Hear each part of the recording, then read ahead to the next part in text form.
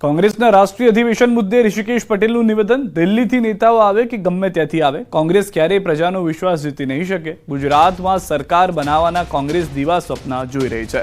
Congress field બાદ હવે કાગળ પર પણ ખતમ થઈ રહી છે.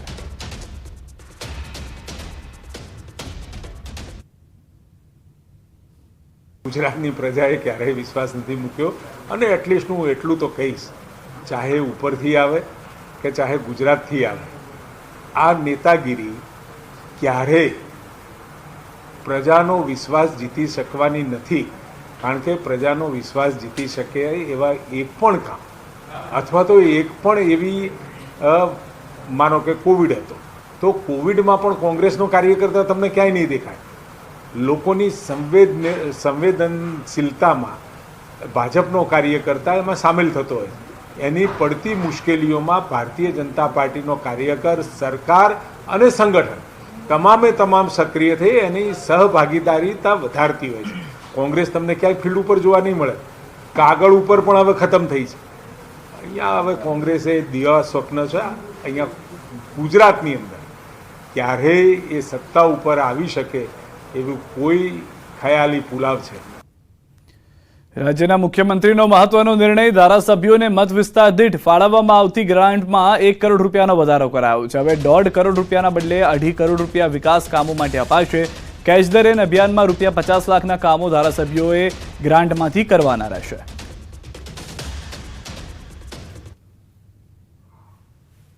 કે સમય ગયો છે 1.5 કરોડની જે ગ્રાન્ટ લોકો માટે, જે ધારાસભ્ય ક્યાંય ખૂટતી કડીઓના કામો માટે હતી, એમાં વધારો કરવાની માનનીય મુખ્યમંત્રીને એમને રજૂઆત કરી હતી.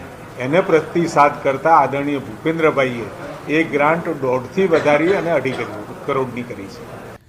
કોંગ્રેસના રાષ્ટ્રીય અધિવેશનમાં રાહુલ ગાંધીનું મોટું નિવેદન, ભાજપે ઓબીસી સાથે મોટો અન્યાય કર્યો. ઓબીસીના લાભની વાત ભાજપ નથી કરતું.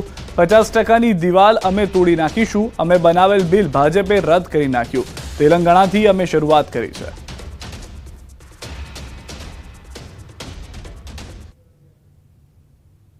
%50 की जो दीवार है इसको हम पूरे देश में तोड़ के परे कर देंगे.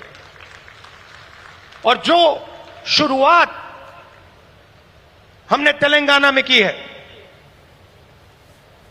वो ही हम दिल्ली में पूरे हिंदुस्तान के लिए करने जा रहे हैं. SC ST सब प्लान की मैंने बात उठाई. क्रांतिकारी कानून लाए थे हम, इसको बीजेपी ने रद्द कर दिया है. एक के बाद एक हिंदुस्तान की सारी संस्थाओं पर यह आक्रमण कर रहे हैं.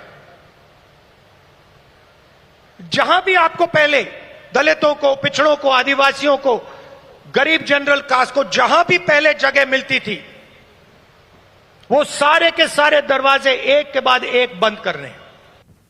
કોંગ્રેસના રાષ્ટ્રીય અધિવેશનમાં કોંગ્રેસના રાષ્ટ્રીય અધ્યક્ષ મલ્લિકાર્જુન ખડગેનું નિવેદન, અમદાવાદ શહેર અમારા માટે તીર્થ સ્થળ છે. અગાઉ પણ ગુજરાત તેમજ અમદાવાદમાં અધિવેશન મળ્યા છે. ઘણી યાદો ગુજરાત અને અમદાવાદે કોંગ્રેસને આપી છે. કોંગ્રેસની વિચારધારા ગાંધીની વિચારધારા છે. સાબરમતીના તટ પર બેસીને દેશહિતના કામોનો સંકલ્પ કર્યો.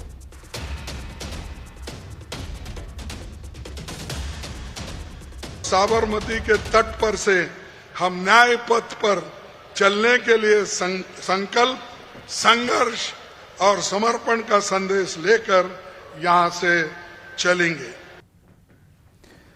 કોંગ્રેસના અધિવેશનમાં પ્રદેશ અધ્યક્ષ શક્તિસિંહ ગોહિલે કર્યું હતું સંબોધન. કહ્યું, સરદાર પટેલની જન્મ જયંતિ પર ઐતિહાસિક ક્ષણ. ગુજરાતમાં અધિવેશન કરવા બદલ આભાર. અંગ્રેજોની લાઠી અને ગોળીઓ સામે અમે લડ્યા હતા. 30 વર્ષથી ભલે અમે સત્તામાં નથી, પણ રાહુલજી કહે છે કે કોંગ્રેસના કાર્યકરો બબ્બર શેર છે. 1-2 નેતા છે જેઓ ડર અને લાલચના માર્યા વેચાઈ ગયા અને પક્ષ બદલ્યો. અહીંયાથી લડેલી કોંગ્રેસની પાર્ટીને મરવા ન દેવી જોઈએ. વોટ્સએપ યુનિવર્સિટી વાળા બાપુના નામે પણ ભ્રમણા ફેલાવે છે.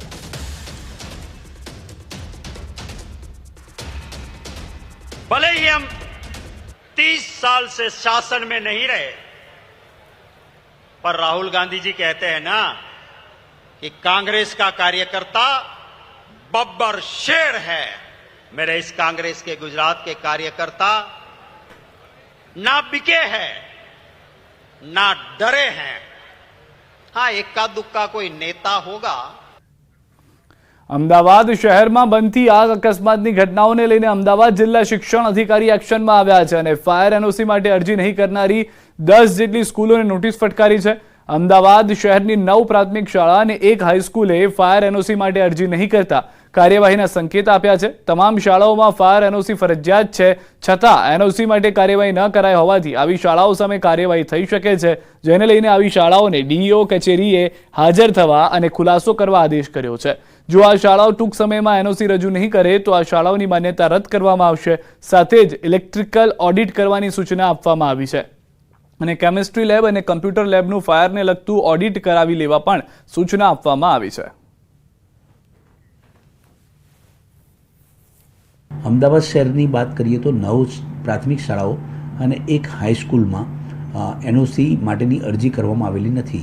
તેઓને કારણસર નોટિસ આપી છે। કારણદર્શક નોટિસનો ખુલાસો આજે રજૂ કરવા માટે જણાવ્યું છે।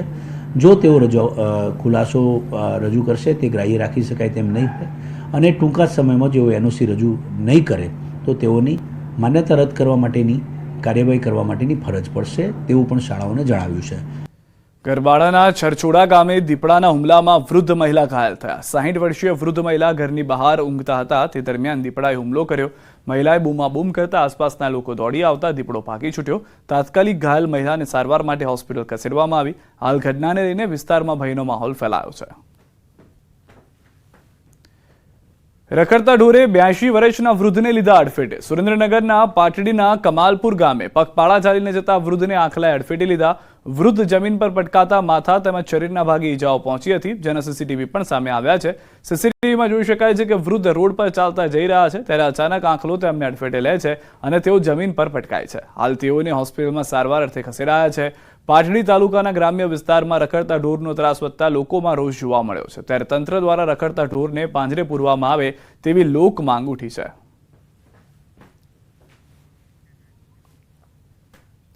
અમદાવાદમાં કપિરાજનો આતંક, પાલડી